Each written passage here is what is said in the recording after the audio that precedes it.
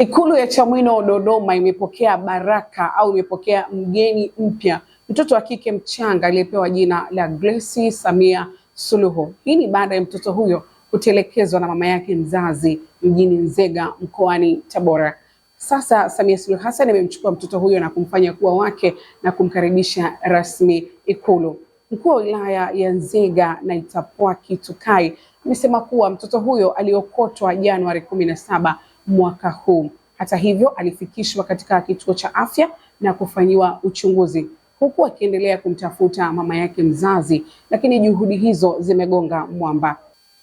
Rasmi sasa Grace Samia Suluhu ni lastborn wa mama Samia Suluhu Hassan. Vilevile, wakati wa kumpokea mtoto huyo, Rais Samia amesema kuwa wanaotupa watoto hawalijui walitendalo, kwani kuliko kutupa mtoto ni afadhali ukampeleka katika vituo vya kulelea watoto au katika mikono ya kisheria, kwani kila mtoto aliyezaliwa ni hazina.